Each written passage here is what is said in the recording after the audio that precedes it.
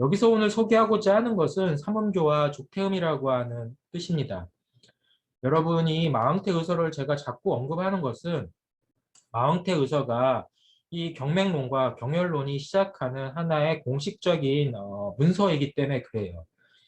그렇지만 마왕태 의서에서는 경혈보다는 경맥을 위주로 용어를 표현하고 있지요.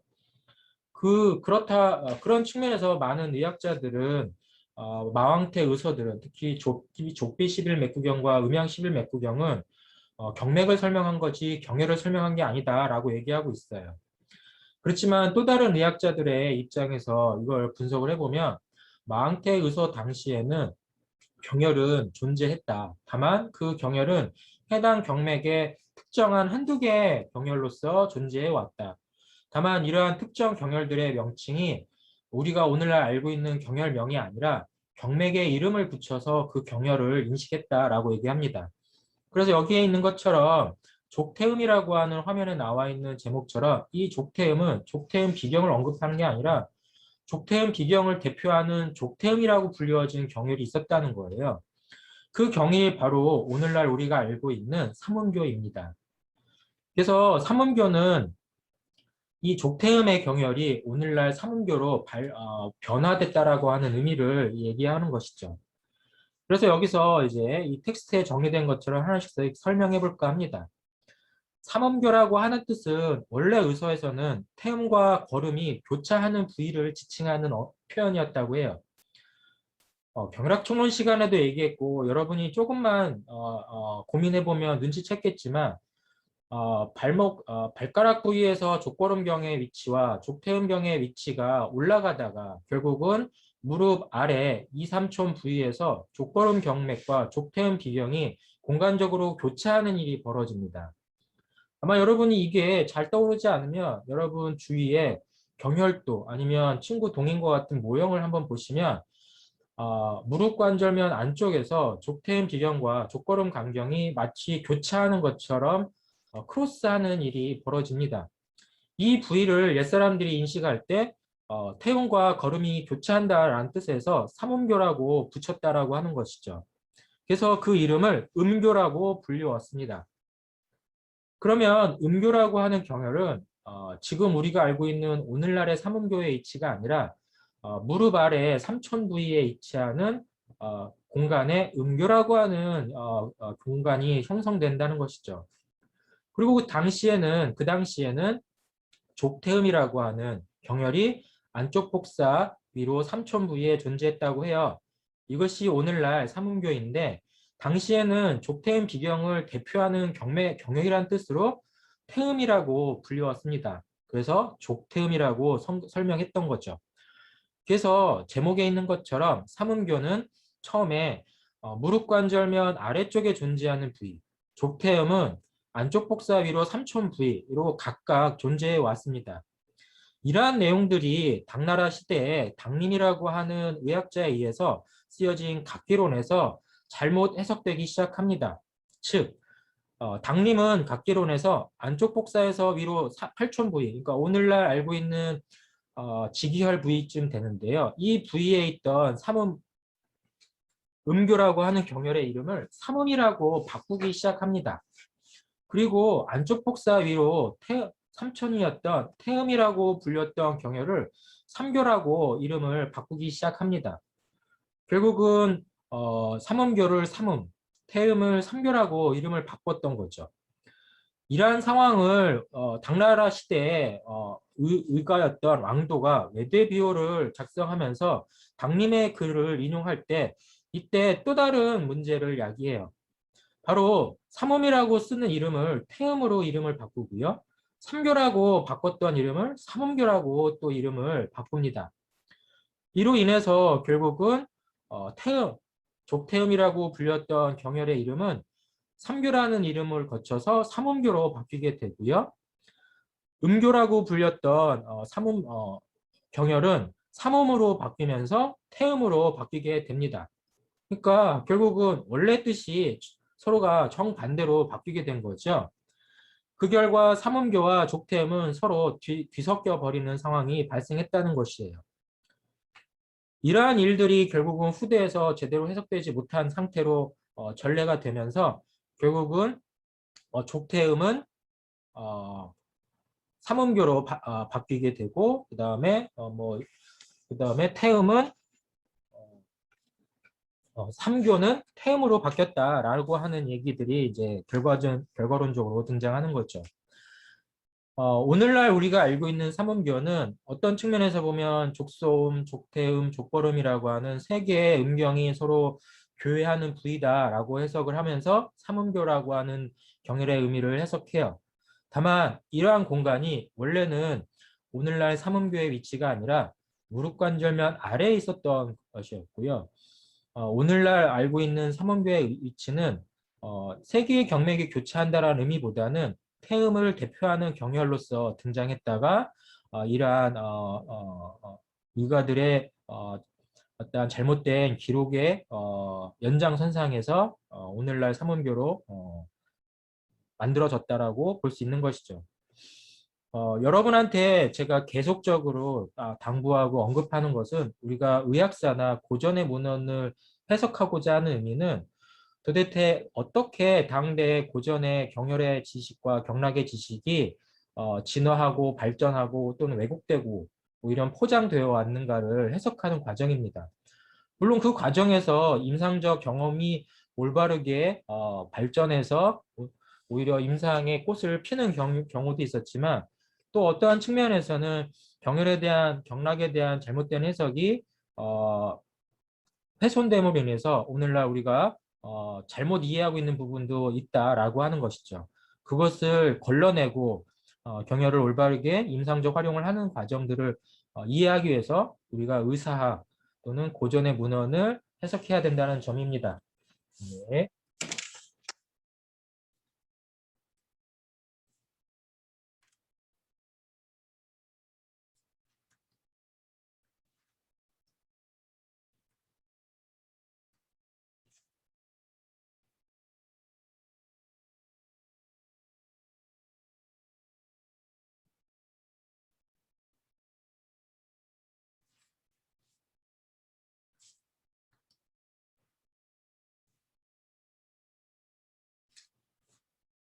삼음교혈을 넘어서 이제 나머지 족태음 비교형 경혈을 설명드리는 과정에 이 부위 공간에 동시 기혈 중에 삼황이라고 하는 경의 기혈, 동시 기혈이 존재해서 잠깐 소개하고자 합니다. 여기서 보면 삼황이라고 해서 결국은 천황, 지황, 인황이라고 불리워지는 동시 기혈이 등장하게 되는데요.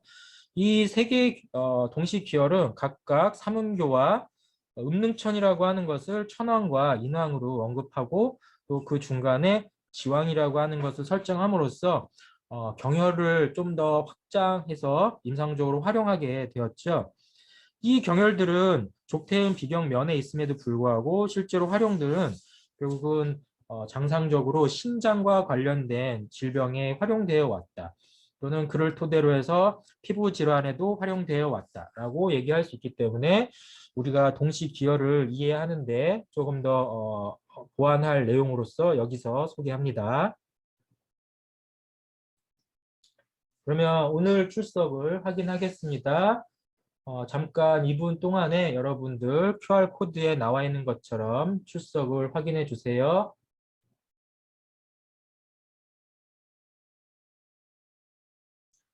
오늘은 경혈학 2 수업입니다. 경혈학 2 01 분반을 선택해서 출석 입력을 하길 바랍니다.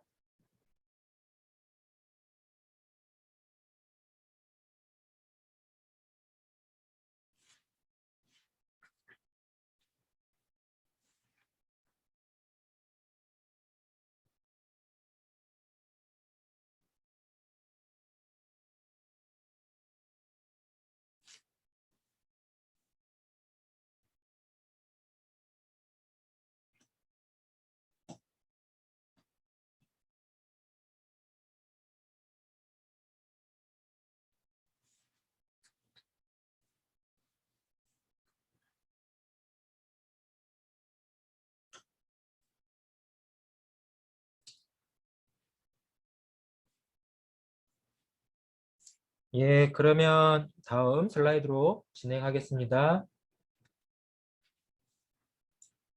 누곡혈입니다. 조금 전에 삼황이라고 동시 기혈을 언급했다면 결국 인왕에 관련된 영역에 가깝게 존재하겠죠. 예, 누곡입니다. 다른 명칭으로는 태음락이라고 하는 영역인데 여기서 우리가 고려할 수 있는 거는 락이라고 표현하면 결국 체표 정맥과 연관해서 그 경혈의 형태학적 특징을 살펴볼 수 있다고 얘기할 수 있겠죠. 그렇다면 이 공간은 어떤 체표 혈관이었을까요? 바로 큰 두렁 정맥에 해당하겠지요. 그런 점을 고려하면서 부위와 근육, 신경, 혈관 등을 같이 비교하길 바라고요. 주치의 병증은 소화기, 비뇨생식기 병증이라고 얘기할 수 있습니다. 비뇨생식기라고 생각한다면 여러분이 떠올릴 때 족태양, 방광경, 족소음, 신경과 더 연관이 깊지 않을까요? 또 얘기할 수 있겠지만 이 공간에 있는 경혈들은 궁극적으로 이 삼음에 해당하는 경맥에 서로 영향권 안에 있기 때문에 그로 인해서 누국혈 역시 족소음 신경의 주측 성향을 따르고 있습니다. 제가 최근에 읽었던 책 중에 침구 진수라고 하는 책이 있습니다. 후지모도 램프라고 하는 일본의 침구 의학자가 쓴 책인데요. 침구 진수요.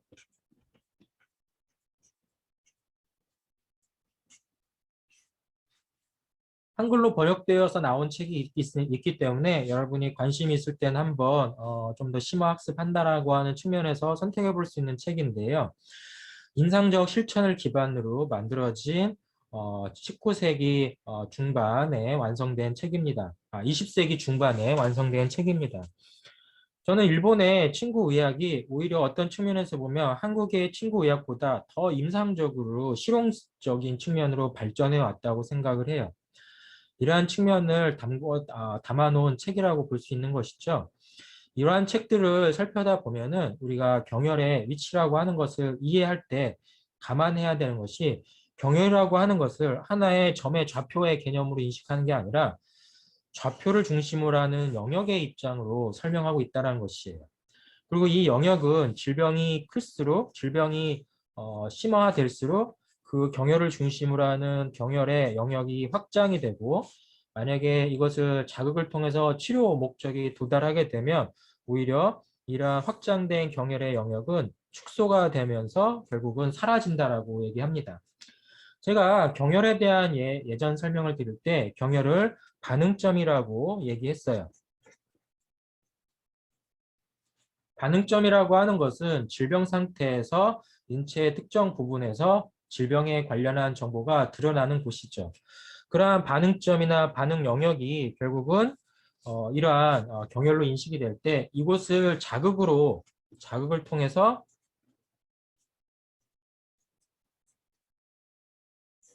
치료하게 될 때 그 자극을 통해서 치료되는 과정을 통해 경혈의 영역이 확장 또는 축소 또는 이동될 수 있다는 것을 일본의 의학자들이 설명하고 있다는 얘기예요.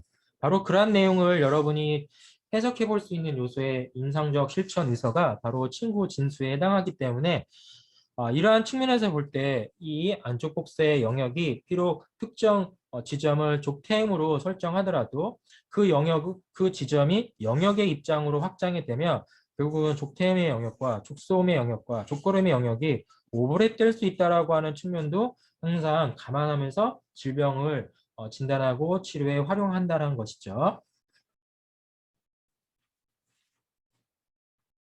현재 누곡에 관련한 영역을 보면 단면도로 봤을 때 결국은 뒤쪽에 장단지 근육이 있고 가스트로커네미우스 머슬 그리고 그 안쪽으로 가자미 근육이 분포하고 있고 정강뼈가 있을 때 바로 그러한 경계에서 누곡의 혈을 이해해 볼 수 있더라라고 얘기하겠습니다. 그래서 해부학적 토대로 한번 이해해 보면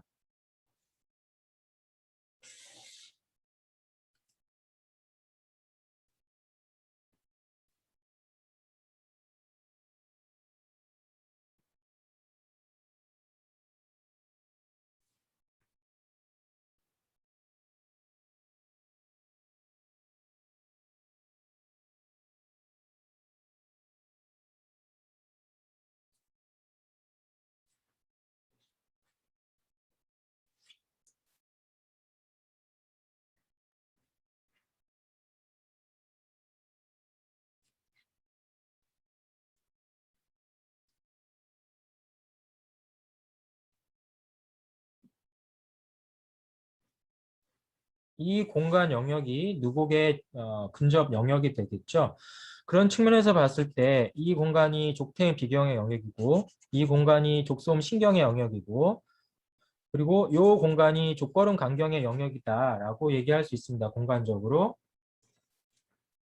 그리고 그 사이를 관통해서 내려가고 위로 올라가는 이 혈관이 그레이트 사페노스 베인이라고 하는 큰 두렁 정맥의 영역에 해당하겠죠.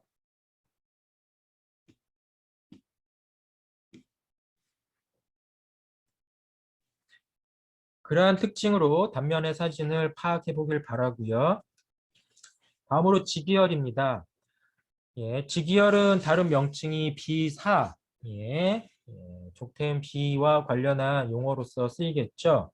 아까도 얘기 드렸지만 족태음 비경의 지기혈 주변이 결국은 지금은 사라졌지만 태음이라고 음교라고 불렸던 아주 사라진 흔적인 족걸음 간경맥과 족태음 비경이 교차하는 영역이 존재합니다.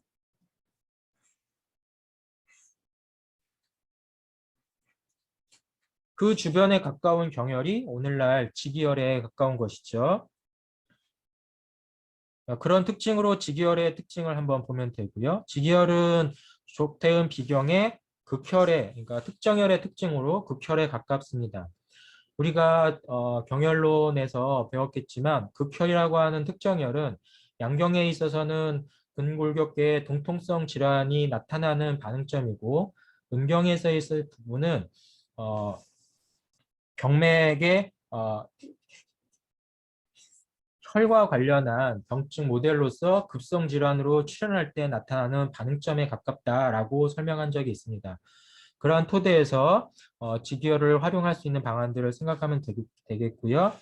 또 한편 직결에는 옛 문헌에서 특수한 혈로 활용되는데 바로 삼부혈이라고 불려졌던 내용에 해당합니다.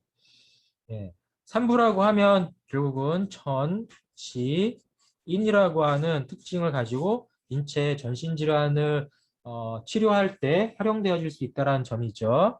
결국은 인체 전신질환을 치료할 때 천에 해당하는 경혈, 인에 해당하는 경혈, 지에 해당하는 경혈을 합쳐서 치료하게 되면 인체 전신성 질환을 치료할 수 있더라.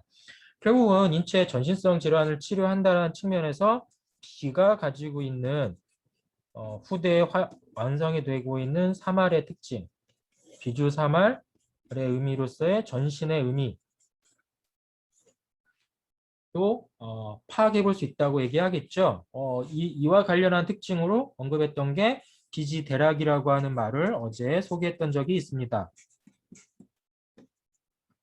물론 지기혈이 비지대락혈은 아닙니다. 다만 어떻게 전신의 질환을 족태음 비경에 있는 경혈로서 활용할 수 있을까에 대한 문제들이 이렇게 족태음 비경의 특정 경혈에서 등장할 수 있다는 점들로 우리가 옛사람들의 경험적 지식들의 흐름을 추적해 보는 것이죠.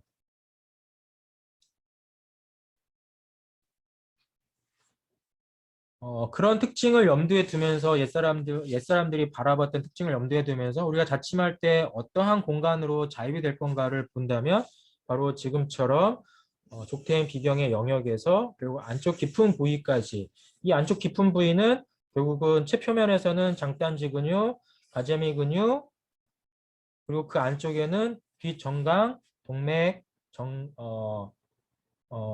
정맥과 혈관 그리고 정강신경이 통과하는 공간 쪽으로 침이 깊숙하게 들어가는구나 라고 얘기해 보면서 시술의 특징을 보면 될 것 같아요. 한편 직열 주변이 자극에 있어서의 압통 반응이 나타나는데 압통 반응이 나타난다는 것은 어떠한 압력 자극에 대해서 민감한 부위라는 얘기가 되겠죠. 이런 압력 자극에 대해서 민감할 수 있다라고 하는 것은 병리적일 때도 나타나지만 생리적일 때도 특정한 근육의 종지 부위, 그러니까 주로 이런 곳에 골지체라고 할 수 있는 근육의 압력 수용기들이 많이 분포하고 있어요. 그래서 그런 부분들은 정상적인 조건에서도 압력에 의한 민감한 감각을 느끼게 되는데 직열 주분이 만약에 그러한 특징을 가진다면 바로 장단지 근육과 그 다음에 오금근이라고 하는 부위가 부착되는 특징이 있는 공간에 가깝기 때문에 그러한 압통 반응이 느껴집니다. 그래서 여러분이 지금 궁금하면 자기 지기혈 부위에다가 손을 엄지를 갖다 대고 한번 세게 눌러보세요. 예, 그러면 다른 부위에 비해서 심한 심부 압통 느낌을 느껴볼 수가 있습니다.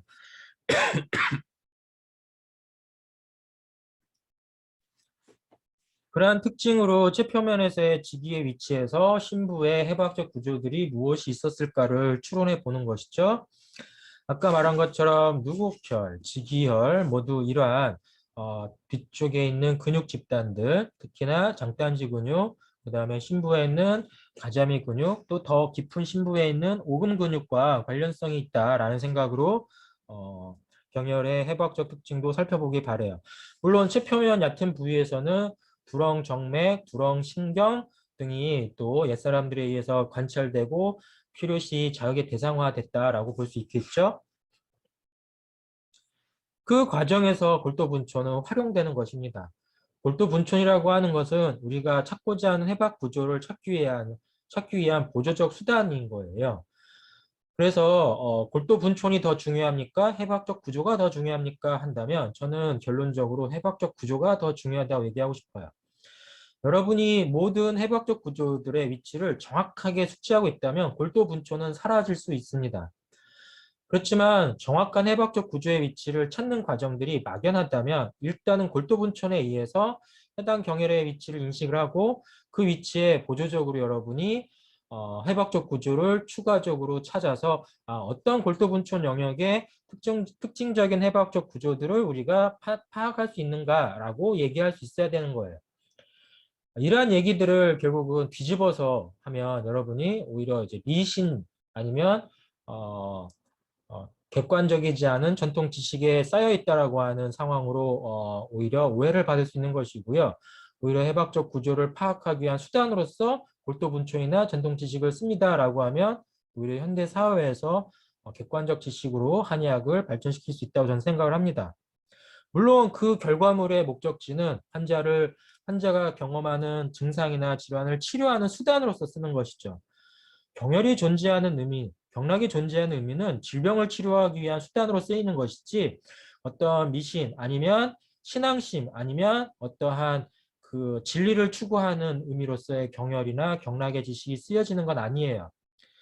그래서 결국 환자의 질병과 질환을 진단하고 치료하는 수단으로서 경락과 경혈 등의 내용은 활용된다라고 생각을 꼭 하셔서 그런 과정에서의 실질적 실체는 무엇일까 할 때 비교할 수 있는 것은 해박적 대상물이다라고 얘기하는 것입니다. 물론 이러한 해박적 대상물들이 치료적 수단도 되고 또 경우에 따라서는 환자의 위험성을 최소화할 수 있는 회피 수단으로서도 활용될 수 있는 것이죠. 자극이 결국 환자를 위해하거나 아니면 환자의 생명을 위협할 수 있다고 생각하는 구조물이 있다면 그것을 회피해야 되는 것이 결국 의료인이 선택하는 합리적인 방편인 거예요. 그것을 알고도 이해하지 못한다면 의료인으로서의 역할을 수행할 수 없는 거죠. 그래서 해박적 구조는 치료적 수단으로 활용되고 또 환자의 안전을 위한 회피 수단으로 활용될 수 있다라고 생각하면서 경혈학에서의 해박의 강조 사항들을 여러분이 학습하길 바랍니다. 다음으로 음능천입니다. 음능천의 해박적 위치를 먼저 자료를 보면 이 부위가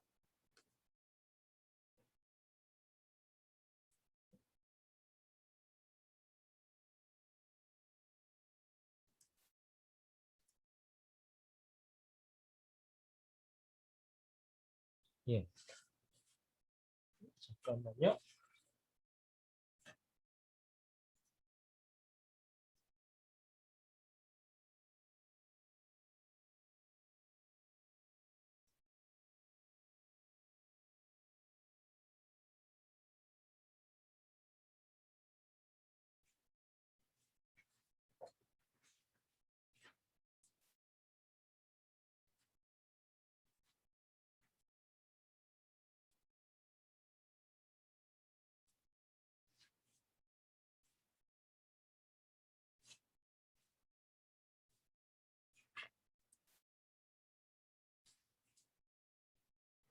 이 부위가 음능천의 영역이 되어줍니다.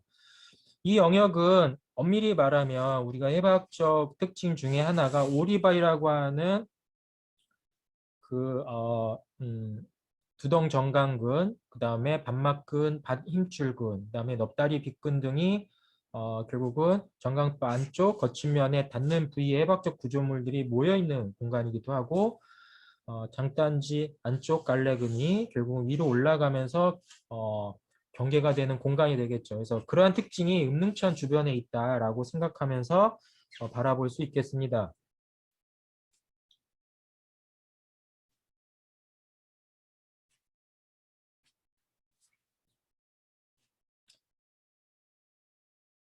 그러한 해부학적 특징을 여러분이 보면서 음능천의 부위, 추열 방법 등을 찾고 근육도 방금 말한 것처럼 지금 이야기 드렸던 해부학적 구조들을 이해할 때 여러분이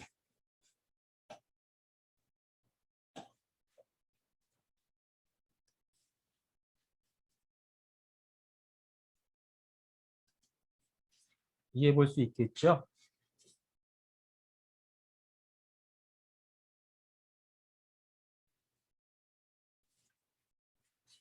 이 음능천의 특징은 족태음 비경이 가지고 있는 어, 동, 어, 어, 큰 특징을 계속 공유하기 때문에 기본적으로 소화기 질환 그리고 종아리 안쪽 면이 지금 기본적으로 경혈들 삼음교 그다음에 누고 지기 등이 가지고 있는 특징을 공유하는 이러한 특징들 그리고 그 과정에서의 또 부인과 병증 등을 치료하는 걸로 큰 분류화될 수 있어요. 특히나 응능천은 비뇨 생식기 질환을 보다 더 많이 활용하는 대표적 경혈 중에 하나니까요. 여러분이 추후에 친구학 시간을 비롯한 관련된 임상 교과목에서 음능천이 이러한 비뇨 생식기 질환에서 다수 등장하는구나 라고 하는 것도 배우게 될 것입니다. 그래서 음능천을 자침하는 과정에서 정강뼈의 안쪽 거친면을 염두에 두고 찾되 그 주변에 존재하는 반막근, 두덩정강근, 넙다리 빗근, 그 다음에 장단지 근육, 깊은 부위의 오금근, 그 다음에 반힘줄근 등등을 이해하면 되고요. 표면에서의 어떤 혈관으로 보면 두덩신경, 큰 두덩신경이 있고요. 깊은 면으로 들어가면 정강동맥과 정강신경 등이 찾아볼 수 있다는 것도 알 수 있습니다.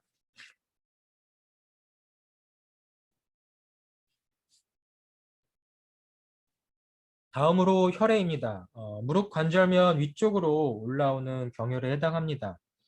혈액의 다른 명칭으로 백충과나 백충소라고 백충와 뭐 이렇게 이 글자가 한글 발음으로 여러 발음이 되니까 여러분이 그거에 따라서 읽을 때 보시고요. 그 다음에 혈극이라고 하는 이명이 있습니다.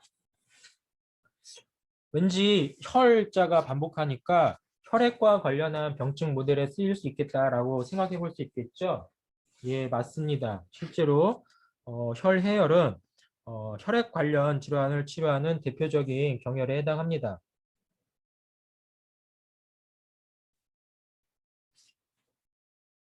그래서 밑에도 보면 부인과 병증, 피부병증, 혈액 관련 병증에 쓰인다라고 하는 큰 분류가 되어 있는데요.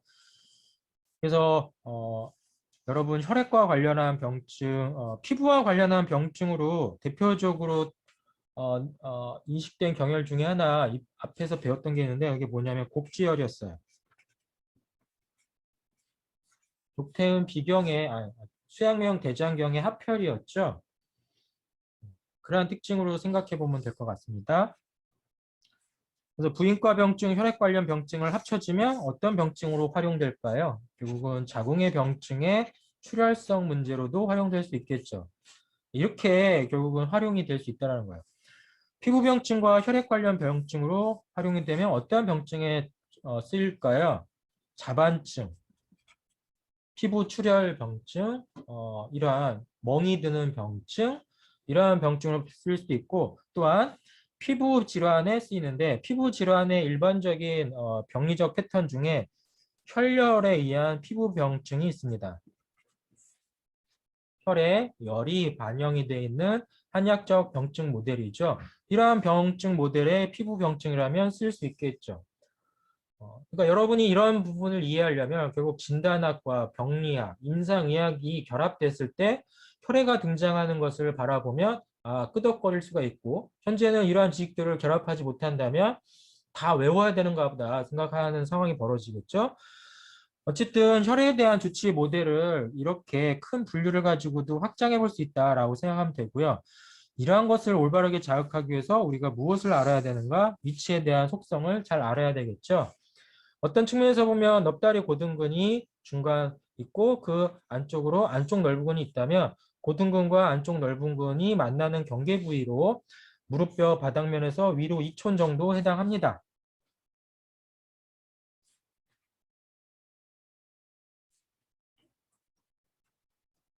그래서 단면들을 보면 넙다리 고등근 힘줄이 보이고 그 바깥쪽 경계에서 안쪽 넓은 근이 있으면 그 사이에 움푹 패 있는 최표면에서의 함물 느낌을 촉지해서 결국은 혈의 방향으로 자입될 수 있더라 라고 얘기하는 것이죠. 이러한 과정들을 쉽게 하기 위한 옛날에 타멸 방법 중에 하나는 무릎뼈 자체의 꼭지 쪽에 손목에 주름을 갖다 대고 그 상태에서 손바닥으로 무릎뼈를 감싼다라고 생각하면서 손을 무릎 위에 얹었을 때 이 당시에 넷째 손가락, 첫 번째 엄지손가락이 닿는 무릎 위 면에서 각각 상황에 따라서 양구나 혈액을 찾게 됩니다. 아마 이와 같은 방법의 취혈법은 조경면 위경 경혈을 설명할 때도 양구혈 설명할 때도 이 비슷한 취혈법을 쓰고 있구나라고 소개한 적이 있습니다. 다만 여기서 꼭 넷째 손가락이 혈액이고 엄지손가락이 양구고 이게 아닙니다. 여러분이 반대 손가락으로 만약에 쓰게 되면 엄지가 혈액가 될 수도 있고 네 번째 손가락이 양구가 될 수도 있는 거예요.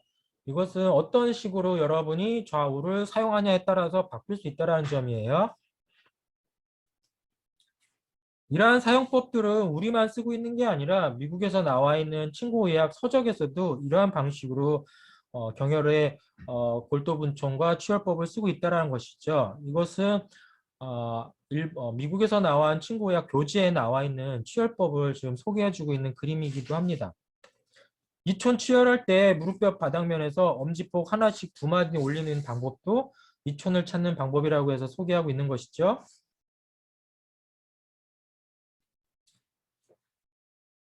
혈액의 이명이 백충과라고 했잖아요. 근데 이와 비슷한 경외기혈이 있어요. 이 경외기혈은 혈의 가깝게 존재해요. 근데 오늘날 혈의 혈보다 1촌 위에 존재해요. 이러한 특징 때문에 혈액의 이명이 백충과라고 얘기한다고 한 측면은 결국은 혈의 영역이 확장되어 있는 표현 중에 하나에 백충과라고 하는 경외기혈이 오버랩될 수 있구나라고 여러분이 설명할 수 있겠죠. 결국 경혈은 좌표의 개념이지만 병증은 좌표 중심에서 질병에 따라서 확장될 수도 있고 또는 질병의 치료에 따라서 확장된 경혈이 축소될 수도 있더라라고 얘기하는 것입니다. 백충과의 다른 이름도 혈극이 있잖아요. 결국 혈극을 통해서 혈해와 백충과는 서로 오버랩될 수 있구나라는 것을 알 수가 있어요. 이것이 출처가 친구 대성이라고 하면 이미 명나라 때 이 경외 기혈은 등장했다는 걸 알 수가 있겠죠. 당시의 주치 범위에서도 본다면 결국 이렇게 쓰였다는 거야. 여기서 보면 결국은 피부 질환에 많이 쓰였죠.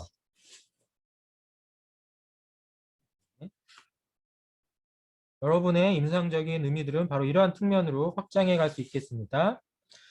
한편 넙다리 지역을 경혈들을 이해할 때 이 피부면에 분포하는 신경의 특징 중에 하나가 바로 폐쇄신경과 넙다리 신경인데요. 특히 폐쇄신경과 넙다리 신경에서 폐쇄신경은 골반을 통해서 지배하는 신경의 영역하고도 오버랩되기 때문에 왜 폐쇄신경의 지배 영역에 있는 경혈들이 골반 질환을 치료하는지 이해가 될 수도 있지 않을까 싶어서 이 자료를 공유하는 것입니다. 경혈과 신경의 관련성은 우리가 어떻게 이야기해야 될까요?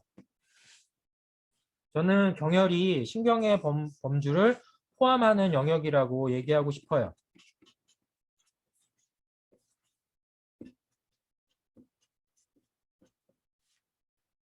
그런 측면에서 신경은 경혈이 될 수 있는 것이죠. 다만 경혈이 신경이 될 수 있느냐에 대한 문제는 이러한 사로 관계 쪽에서 보면 경혈이 신경이 될 수 있는 확률은 이만큼 영역에서만 신경이 될 수 있다라고 얘기할 수 있는 것입니다.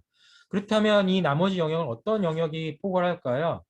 알려진 바에 따라서는 혈관이 될 수도 있고 근육이 될 수도 있고 피부가 될 수도 있고 근막이 될 수도 있고 림프가 될 수도 있고 아니면 아직 우리가 알지 못하는 것이 될 수도 있습니다.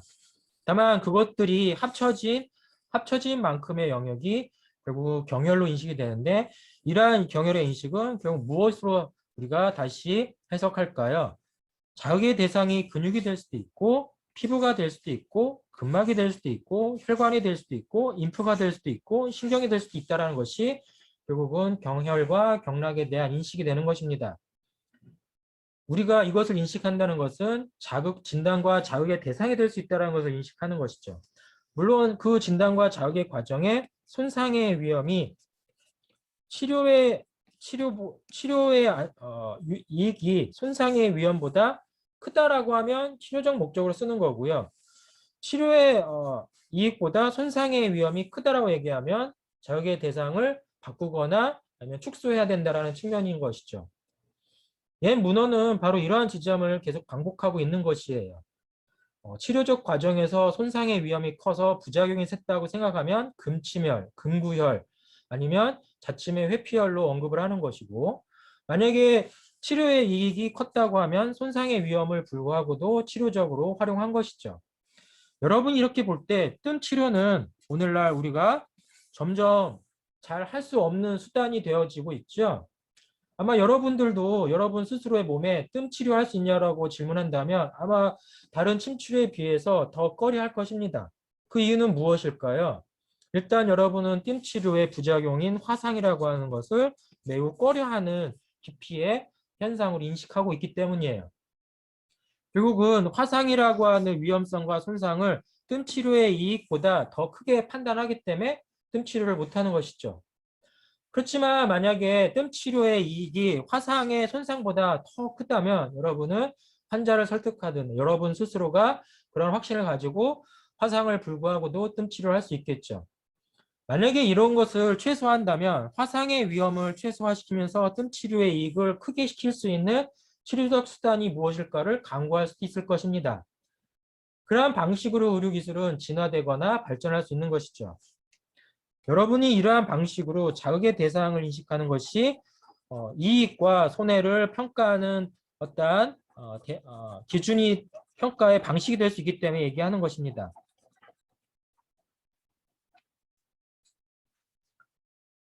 넙다리 쪽에 오면 이제 족태인 비경의 경혈은 많지가 않죠. 대표적으로 혈해열 다음에 있는 경혈이 기문이라고 하는 경혈입니다.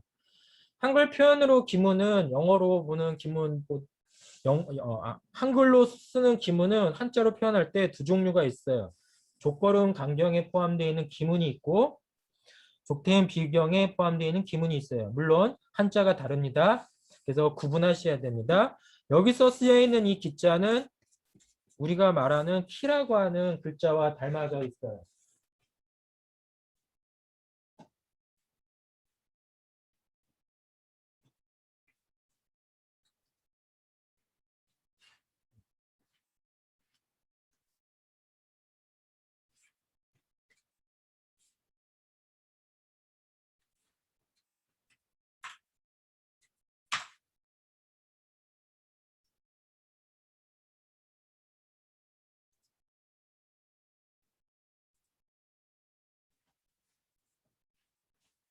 예, 이렇게 생긴 옛날에 농기구에 해당하는 것을 키라고 했습니다. 이 키의 형태를 기문의 입자로 얘기한 거죠. 그러면 이 키는 어딜까요? 바로 이 지역.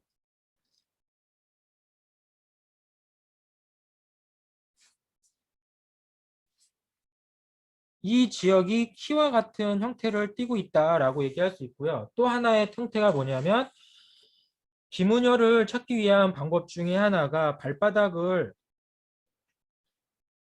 마주 붙인 상태에서 다리를 벌림 자세 하는 것입니다.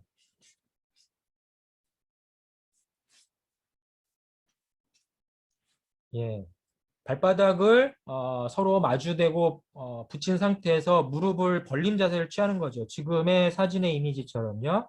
이런 벌림 자세를 취하게 되면 이 벌림 자세의 형태학적 모습이 아까 이야기드렸던 기문의 형태하고 아주 유사해집니다. 그러한 두 가지의 특징이 담겨져 있다고 얘기할 수가 있겠습니다.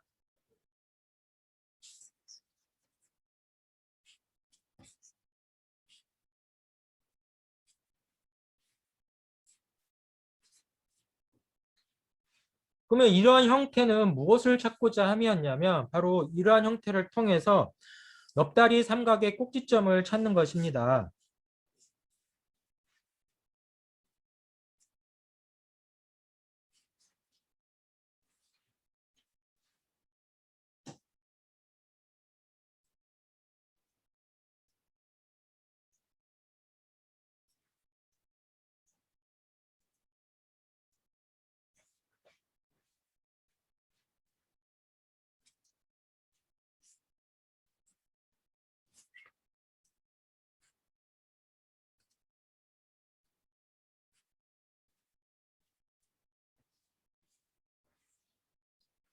넙다리 삼각의 꼭지점을 찾고자 하는 것입니다.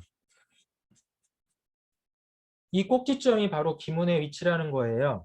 그리고 이 넙다리 삼각의 꼭지점의 기문의 위치는 현대의학을 막론하고 무엇의 지표 지역이냐면 넙다리 동맥, 박가동동 동맥을 통해서 넙다리 동맥으로 출발해서 넙다리 모음근 안쪽에 넙다리 굴을 통해서 동맥이 통과하는 시작점에, 그러니까 통로의 시작점에 해당한다는 거예요.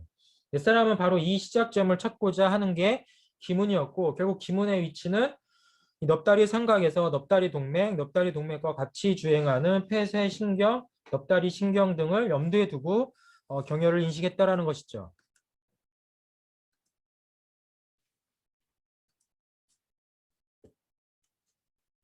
그러한 측면이 결국은 어떠한 질환을 치료하게 되어 결국은 골반 질환을 치료할 수 있다는 얘기가 되는 것입니다. 예, 아주 소박한 결국은 경혈이 위치한 구조적 특징에 따라서 질환을 치료하는 응용으로 간 것이죠. 다만 이때 우리가 고려해야 되는 위험성이 있습니다. 바로 넙다리 동맥을 손상하면 안 되는 거예요. 자극의 대상이 결국은 위험의 대상이 될 수 있기 때문에 만약에 자극 과정에서 혈관의 손상은 대량 출혈로 인해서 결국은 출혈로 인한 환자의 생명의 위험으로 야기될 수 있다는 점. 그러한 측면에서 결국은 치료의 접근성이 위험 부위구나라고 생각하면서 이 부위를 보면 됩니다. 참고로 현대의학에서는 바로 이 부분은 중재적 시술을 하는 혈관과 관련된 중재적 시술을 하는 핵심 부위이기도 해요. 여러분이 알겠지만 심장 질환이나 뇌혈관 질환 등을 포함한 혈관 질환에 있어서 인체 혈관에 진입하는 공간이 바로 넙다리 동맥 영역이 되어 있다는 걸 여러분이 아마 각종 미디어나 의료적 상식을 통해서 배웠을 것입니다. 그러한 측면이 바로 기문의 내용이라고 볼 수 있겠습니다. 과거의 지식이 현대의학적 지식에서는 바로 이렇게 새로운 지식, 의료기술과 결합해서 활용된다는 점. 물론 현대의학이 과거의 친구의학적 지식을 활용해서 이러한 의료기술을 발전시킨 건 아니지만 결국 의료라고 하는 것은 해박적 구조를 공유함으로 인해서 결국 똑같은 대상을 각자의 나름의 방식으로 의료적 활용을 하더라라고 얘기할 수 있는 것입니다. 이해가 되셨죠?